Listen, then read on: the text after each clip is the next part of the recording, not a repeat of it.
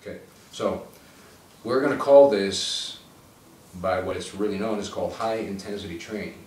Now, I didn't, of course, make this up. There was a person who passed away probably now over 10 years ago. His name was Arthur Jones. You can research it on your own time. He's the inventor of the original Nautilus machines, the 60s and 70s that became very popular. He's what we call the father of high intensity training. And he really revolutionized the fitness industry because he was the one that he designed these machines that were specifically made to really optimize your training versus barbells and dumbbells, which people will tell you sometimes, oh, machines are inferior to barbells and dumbbells, or you'll have the other school of thought says machines are better. It's not, none of the other. They both have advantages and disadvantages. But Arthur Jones was the person that kind of started this whole thing. He trained this guy named Casey Viator, who died, I think, in April of last year, and he was one of his first test subjects to show that his methodology, Arthur Jones' methodology of high-intensity training, was better than what they were doing at the time, because it was true. People were just training randomly for hours at a time, and people still do that. Sometimes you'll see people going to the gym for 2 hours a day, 4 days a week, and they claim that that's better. They call it high-volume training, meaning you have to do chest and back, and you do 4 exercises for chest and 4 exercises of back, and you spend 2 hours in the gym, and then they say, come back on Wednesday. It's high volume. It's all this volume. Arnold trained like that. But what they don't tell you is Arnold, in addition to being genetically superior than the average person, he was taking a ton of shit, a ton of steroids. And steroids incredibly change your recuperative ability, your body chemistry. So that's why you can get away training for hours sometimes, because you're taking a lot of stuff.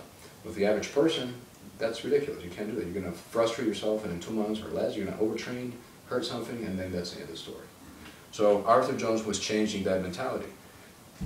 Later on, he made friends with this other bodybuilder, professional bodybuilder. His name was Mike Mentzer. Mike Mentzer is the one that I basically want to teach you some of these principles. He definitely took the system from Arthur Jones, which really worked for him, but he further studied. He was a very intelligent guy, and he realized that there were flaws in Arthur Jones' system too, and he condensed it even more to bring you what I'm going to tell you. So this is where we're going to start out with the principles of high-intensity training. So on the notes that I made, one of the things that we're talking about is to have what we call the preliminary considerations, realistic goals. So you're 18 years old, your hormones are probably at its peak right now, in your case, the next couple of years. So you don't even need roids, you need to take advantage of that, I'm not sure how next. And you already defined that you just want to train to get better health, to become a better person of yourself. That's good. And you need to be aware of your individual potential. Now, you won't know that yet because you're still developing. You don't know if you're going to have 22-inch arms or 30-inch thighs, probably not, or you're going to have a very big waist. You don't know those things because as you develop your muscles, they begin to develop.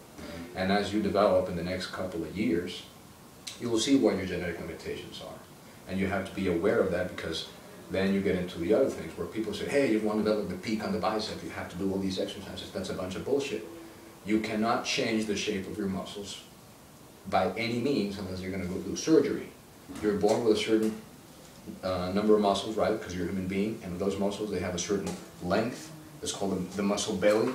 It intercepts in here. The shorter the muscle, or the longer the muscle is going to determine a special shape, and all that also helps your biomechanics. Sometimes people that have shorter limbs tend to be stronger because there's less amount of distance that they travel, for the weight to travel, etc., etc. All these things you're going to learn as time goes on, and if you follow this program correctly, you could reach your natural genetic potential in the next couple of years. It could take you 2 or 3 years, take a bit longer, maybe it takes you less.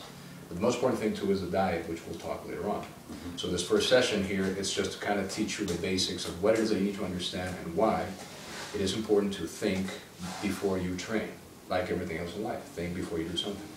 If you want to go to college, think why it is that you want to pursue this, what benefits you're going to do if that's really what you want to do, etc., etc. So the 2 things are have realistic goals. You're not already defined it. You don't want to be a professional, quote-unquote, bodybuilder, fine. But you want to develop your potential to its maximum, nothing wrong with that, and you will be realizing your individual potential with your limitations. Sometimes it'll take you longer to recuperate from certain things than other people, etc., etc. So